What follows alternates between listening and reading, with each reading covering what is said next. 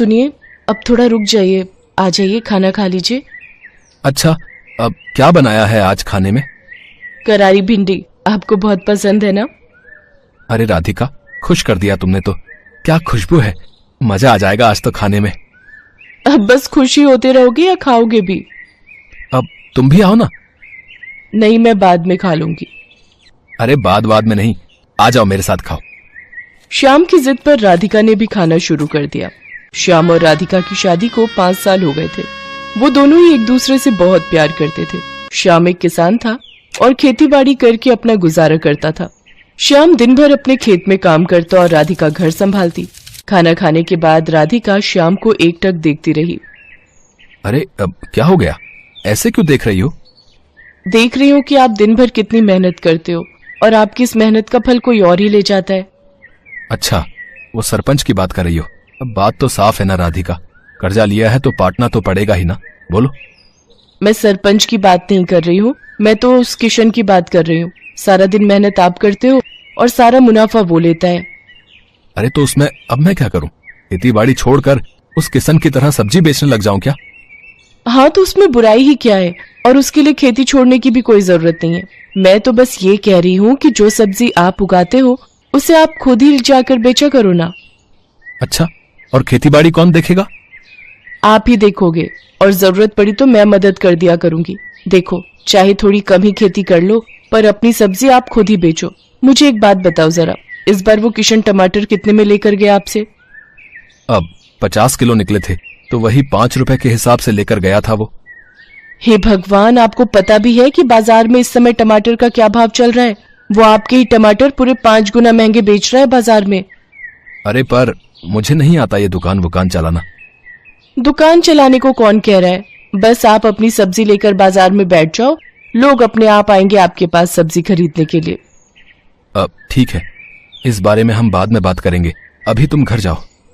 राधिका खाने का डिब्बा लेकर घर चली गई, लेकिन उसके जाने के बाद श्याम बहुत देर तक उसकी बात पर सोच विचार करता रहा। राधिका ने बात ठीक ही कही थी, पर तभी श्याम को सरपंच सूरजमल का ख्याल आया, जो कि 1 नंबर का खड़ूस और लालची आदमी था। दरअसल श्याम के पिता ने अपने बुरे वक्त में कई साल पहले सूरजमल से उधार लिया था, जिसके बदले में श्याम का आधा खेत सरपंच के पास अब तक गिरवी पड़ा हुआ था। श्याम उस खेत पर खेती नहीं कर सकता था, वहाँ सरपंच के लोग ही खेती करते थे। श्याम अपना खेत वापस तो पाना चाहता था, पर सरपंच से खेत छुड़वाने के लिए उसके पास पैसे नहीं थे। इसीलिए वो हर महीने किश्त के तौर पर एक रकम सरपंच को देता था। फिर अगले दिन, भैया कुछ पूछना था आपसे। हाँ भैया बताओ। मैं एक किसान हूँ, सोच रहा हूँ कि कल से मैं भी अपनी सब्जियां यहीं बेचने लगूं खुद से। हाँ, बढ़िया विचार है, पर इसके लिए तुम्हें सरपंच जी से पूछना पड़ेगा और उन्हें यहाँ का टैक्स भी देना पड़ेगा। टैक्स? पर वो किस लिए? अरे ये जो तुम पूरा चबूतरा देख रहे हो ना, जिस पर सब लोग सामान बेच रहे हैं, असल में ये सरपंच के खेत पर बना हुआ है, और ये चबूतरा भी उसी ने बनवाया है। हमारी मजबूरी है, इसीलिए हम सबको यहीं बैठना पड़ता है। रोज के 50 रुपए देने पड़ते हैं उस सरपंच को, और अगर ये पैसे नहीं दिए तो उसके लठैत आकर मारपीट पर उतारू हो जाते हैं। अरे ये तो बड़ी नाइंसाफी है भैया। है तो सही, पर क्या कर सकते हैं, अब जो है मैंने तुम्हें बता दिया। श्याम मुरझाया हुआ चेहरा लेकर अपने घर चला आया। उसने राधिका को सारी बात बता दी। राधिका ने कुछ देर अपना दिमाग लड़ाया और फिर, सुनो, मेरे पास एक तरीका है। अब क्या? बोलो तो। हमारे गांव के सबसे नजदीक का गांव है बिशनपुरा। आप वहां जाकर भी तो अपनी सब्जियां बेच सकते हो। वहां ये सब चक्कर नहीं है। मेरी एक सहेली रहती है वहां, उसका पति गोलगप्पे का ठेला लगाता है, उसे तो कोई टैक्स नहीं देना पड़ता। अच्छा, अगर ऐसा है तब तो ये सही रहेगा, लेकिन एक समस्या है, बिशनपुरा तक जाने के लिए कोई सड़क नहीं है, तो मैं रोज वहां जाऊंगा कैसे? सड़क नहीं है पर नदी तो है ना। देखो, जिस नदी के किनारे हमारे गांव बसा है, बिशनपुरा भी तो उसी नदी के दूसरे छोर पर बसा है। अब बस आपको एक नाव बनानी पड़ेगी वहां तक जाने के लिए, उसे चलाने में भी कोई खर्चा नहीं। श्याम को राधिका की बात भा गई। अगले ही दिन श्याम ने अपनी जमा पूंजी से मोटी रकम खर्च कर गांव के बढ़ई से एक बढ़िया नाव बनवा ली, और फिर वो उस नाव को नदी में लेकर गया। उस दिन राधिका और श्याम बहुत देर तक नाव में नदी की सैर करते रहे। श्याम नाव चलाकर उसे बिशनपुरा तक घुमा लाया। राधिका ने देखा कि वहाँ राशन वगैरह की दुकानें तो थी, पर सब्जी की दुकानें बहुत ही कम थी, और ये देखकर श्याम और राधिका की अच्छी कमाई की उम्मीद और बढ़ गई। अगले दिन से ही श्याम अपनी नाव से सब्जियां लेकर बिशनपुरा जाने लगा। वो वहाँ जाता और सब्जी बेचता। बिशनपुरा के लोगों को भी उसकी सब्जियां पसंद आई, क्योंकि सीधे खेत से लाने की वजह से वो सब्जियां बहुत ताजी रहती थी। साथ ही श्याम सब्जियों के वाजिब दाम ही लेता था। तो इस तरह राधिका और श्याम के दिन बहुरने लगे। फिर कुछ दिनों के बाद राम राम सरपंच जी। आ गया तू शामू? जी मालिक। सुना है आजकल बड़े नोट छाप रहा है। कहाँ सरपंच जी, बस 2 पैसे बच जाते हैं। मालिक, ये इस महीने की किस्त है। मैं चलता हूँ, मुझे थोड़ी जल्दी है। अरे रुक तो सही, कहाँ की जल्दी है? वैसे दिमाग तो खूब लगाया तूने, टैक्स नहीं दिया। चल कोई बात नहीं, पर अपना उधार तो चुका भाई, जो तेरे बाप ने मुझसे लिया था। अब चुका तो रहा हूँ सरपंच जी, हर महीने किस्त देकर जाता तो हूँ आपको। देख, अब बहुत हुआ। या तो तू मेरे पूरे पैसे एक साथ लौटा, वरना अपना खेत मेरे नाम कर दे, समझा? पर सरपंच जी। परवर कुछ नहीं, 3 दिन का वक्त दिया है तुझे। जा जाकर पैसों का इंतजाम कर, वरना अपना खेत भूल जा, समझा? असल में सूरजमल श्याम से चिढ़ गया था। उसे इस बात से तकलीफ थी कि श्याम उसके बाजार में सब्जी क्यों नहीं बेच रहा है, इसीलिए अब वो उसे परेशान कर रहा था। उधर श्याम को जब कोई उपाय नहीं सूझा तो उसने तय कर लिया कि वो आधा गिरवी रखा खेत सरपंच के नाम ही कर देगा। अगले दिन बहुत भारी मन से श्याम सरपंच के पास पहुंचा। हाँ बता, फिर क्या सोचा तूने? सरपंच जी, इतनी बड़ी रकम तो मैं चुका नहीं पाऊंगा, आप मुझे ले चलिए कचहरी। मैं जमीन आपके नाम ही कर दूंगा। वैसे उधार निकाल कर उसमें से कुछ पैसे बचेंगे क्या? क्यों, बस उधार ही चुकाएगा क्या? मेरा ब्याज वो कौन देगा है? ठीक है सरपंच जी, मैं कल सुबह आ जाऊंगा आपके पास। चलेंगे फिर कचहरी। उस रात श्याम को एक पल के लिए नींद नहीं आई, क्योंकि उसका आधा खेत उसके हाथों से निकल रहा था और अपना खेत बचाने के लिए फिलहाल उसके पास कोई तरीका नहीं था। तभी आधी रात को उसे बादलों के बहुत तेज गरजने की आवाज सुनाई दी। कुछ ही देर में झमाझम बारिश होने लगी। बारिश बहुत तेज थी। पूरे 4 दिनों तक वो बारिश ऐसे ही होती रही और पूरा गांव बाढ़ में डूबने लगा। कचहरी जाना तो दूर, फिलहाल कोई अपने घर से बाहर तक नहीं जा पा रहा था। बाढ़ की वजह से लोगों को बहुत परेशानियां होने लगी। किसी के घर में पीने का पानी नहीं बचा था, तो किसी के घर में अनाज खत्म हो गया। ऐसे में श्याम ही वो इंसान था जिसने सबकी मदद करने के बारे में सोचा। वो अपनी नाव की मदद से सबकी जरूरत का सामान उन तक पहुंचा रहा था। हर कोई श्याम की तारीफ कर रहा था। और फिर अजी, सुनते हो? हाँ, क्या हो गया? अरे आपने सुना क्या? सरपंच जी के घर की दीवार गिर गई है। बारिश का सारा पानी उनके घर में घुस गया है। शांता बता रही थी कि बाकी लोग तो सही समय पर निकल आए, लेकिन सरपंच जी अपने पोते के साथ घर के अंदर फंस गए हैं। अरे तो मुझे जाना चाहिए, फौरन जाना चाहिए। इतना कहकर श्याम ने तेजी से अपनी नाव चलाई। उसने जाकर देखा तो वाकई सरपंच अपने पोते को कंधे पर बिठाए पानी में डूबा खड़ा था। वो चिल्ला चिल्ला कर मदद मांग रहा था। बाढ़ का पानी उसके गले तक आ रहा था, लेकिन श्याम फौरन अपनी नाव लेकर सरपंच के नजदीक गया और सरपंच और उनके पोते को अपनी नाव पर बिठाकर बाहर निकाल लाया। पूरे 3 दिनों तक सरपंच और उसका पोता श्याम के घर की छत पर रहे। जब पानी का स्तर कुछ कम हुआ तो श्याम ने सरपंच से कहा, सरपंच जी, अब रास्ते खुल गए हैं तो कचहरी चलें। बस करो श्याम, मेरी आंखें खुल गई हैं भाई। मैंने तुम्हें और तुम्हारे बाबा को बहुत परेशान किया, पर फिर भी तुमने मेरी और मेरे पोते की जान बचाई। मुझे माफ कर दो। और रही बात उस खेत की, तो वो हमेशा से तुम्हारा था और आगे भी तुम्हारा ही रहेगा। और हाँ, एक बात और, तुम्हें अब गांव में जहां और जैसे सब्जी बेचनी है तुम बेच सकते हो, वो भी बिना किसी टैक्स के। सरपंच की बात सुनकर श्याम और राधिका खुशी से मुस्कुराने लगे। बारिश थम गई थी, लेकिन उसने सूरजमल के मन पर चढ़े मैल को हमेशा हमेशा के लिए धो दिया था।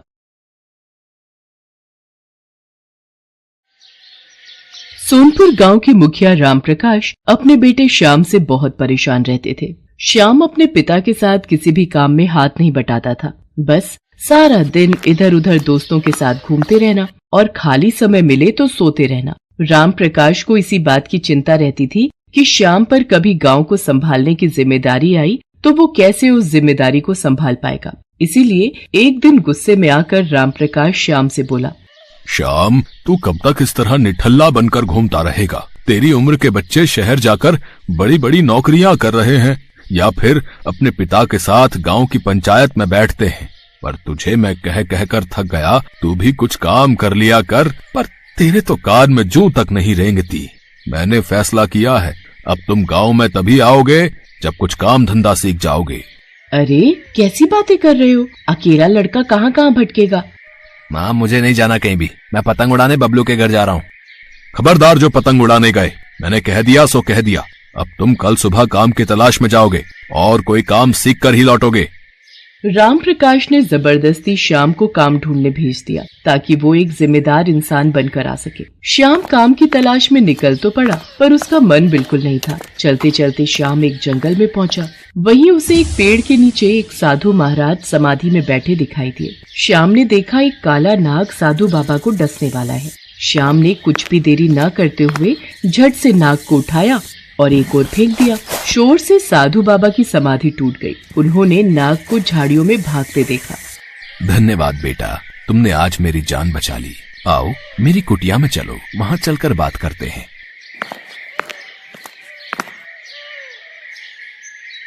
बाबा आपकी कुटिया तो बहुत सुंदर है, ये तो बांस से बनी हुई है। बेटा ये बांस की कुटिया मैंने स्वयं बनाई है। बांस को जोड़ जोड़ कर बहुत मेहनत से मैंने इसे तैयार किया है। बाबा क्या मैं कुछ दिन यहाँ आपके पास रह सकता हूँ? हाँ हाँ बेटा बिल्कुल रह सकते हो। श्याम उन साधु बाबा के साथ ही रहने लगा। वो साधु बाबा की बहुत सेवा करता था। वहाँ पर श्याम ने बांस से घर बनाना सीखा। एक दिन साधु बाबा श्याम से बोले, श्याम बेटा अब मुझे यहाँ से दूसरे स्थान पर जाना है। अब तुम्हारा भी अपने गांव लौटने का निश्चित समय आ गया है। पर बाबा मुझे तो मेरे पिताजी ने कहा था जब तक मैं कोई काम धंधा नहीं ढूंढ लेता तब तक मैं गांव वापस नहीं जा सकता। काम तो तुमने सीख लिया बेटा, तुमने बांस के घर बनाने सीखे हैं, वो भी बहुत मेहनत का काम है। अब तुम अपने गांव जाना और वहां पर तुम जल्दी ही बांस के घर बनाना शुरू कर देना। बस यही तुम्हारा काम है। एक दिन ये बांस के घर तुम्हारे बहुत काम आएंगे। श्याम साधु बाबा से विदा लेकर वापस गांव पहुंच जाता है और अगले दिन बांस मंगवाकर पूरे गांव में बांस के घर बनाने शुरू कर देता है। पता नहीं इस लड़के को मैंने काम धंधा ढूंढने भेजा था, पर ये तो बांस के घर बनाने में लग गया है। देखने में घर कितने सुंदर और मजबूत हैं। पर ये घर किस काम के? यहाँ कौन रहेगा? गांव में सबके अपने अपने घर, अपनी जमीन जायदाद है और ये फिजूल की मेहनत कर रहा है। श्याम कुछ ही दिनों में पूरे गांव में जगह जगह बांस के घर बना लेता है। मॉनसून आ चुका था और सोनपुर गांव में कई दिनों से मूसलाधार बारिश हो रही थी। एक शाम पानी का बहाव तेज हो गया, जिससे सोनपुर गांव के पास वाली नदी में पानी का स्तर ऊपर तक आ गया, जिस कारण सोनपुर गांव बाढ़ की चपेट में आ गया। सोनपुर के साथ साथ आसपास के बहुत से गाँव बाढ़ में डूब रहे थे। सोनपुर गाँव के लोग हाहाकार मचाने लगे। तभी उन्हें गाँव में बने बांस के घर दिखाई दिए, जो काफी ऊंचे बने हुए थे और उन बांस के घरों की छत तक बाढ़ का पानी नहीं पहुंच रहा था। पूरे गांव ने बाढ़ से बचने के लिए श्याम के द्वारा बनाए गए बांस के घरों में शरण ली। राम प्रकाश भी अपने बेटे श्याम और अपनी पत्नी के साथ उसी बांस के घर में शरण लेता है। बाबू मुझे साधु बाबा ने बोला था कि वक्त आने पर ये बांस के घर बहुत काम आएंगे और आज हमारा पूरा गाँव बाढ़ की चपेट में आ गया है। गाँव में एक एक घर बाढ़ में डूब गया है, पर ये बांस के बने घर नहीं डूबे। हमारा पूरा गांव सुरक्षित है। हाँ श्याम बेटा, तूने तो सचमुच अपने गांव के लिए जो किया है वो मैं भी नहीं कर सकता। मुझे तुझ पर गर्व है मेरे बच्चे। कई दिनों तक गांव के लोग आराम से बांस के बने घर में रहते रहे। फिर सब कुछ ठीक हो गया। गांव वालों ने श्याम की बहुत तारीफ की। आसपास के गांव वालों ने जब इस बात को सुना तो वो भी बांस के बने घर देखने के लिए आने लगे। राम प्रकाश जी, आपका बेटा तो बहुत होनहार है। ये बांस के घर बनाकर उसने सचमुच आपके गांव को सुरक्षित कर दिया। हम चाहते हैं श्याम हमारे गांव में भी ऐसे ही बांस के घर बना दे, ताकि बाढ़ आने पर हमारे गांव वाले भी सुरक्षित रहें। जितनी भी लागत लगेगी वो तुम ले लेना श्याम बेटा, पर हम सब के गांव में तुम ऐसे ही बांस के घर बनाने का काम शुरू करवा दो। ठीक है, मैं कल से ही और लोग अपने साथ मदद के लिए ले लेता हूँ और आप लोग चिंता मत कीजिए, मैं सभी गांव में बांस के घर बनवा दूंगा। भला हो उन साधु बाबा का जिन्होंने मेरे बच्चे को इतना मेहनती बनाने में मदद की। आप सही कह रहे हो। हमारे श्याम ने सचमुच बहुत अच्छा काम किया है। श्याम के द्वारा बनाए बांस के घर दूर दूर तक मशहूर हो गए। बहुत से गांव के मुखिया अपने गांव में बांस के घर बनवाने लगे। धीरे धीरे श्याम का बांस के घर बनाने का काम एक व्यापार में बदल गया और उसने इस काम में बहुत तरक्की की। श्याम ने मन ही मन उन साधु बाबा को धन्यवाद दिया, जिनके कारण उसे ये सफलता मिली थी।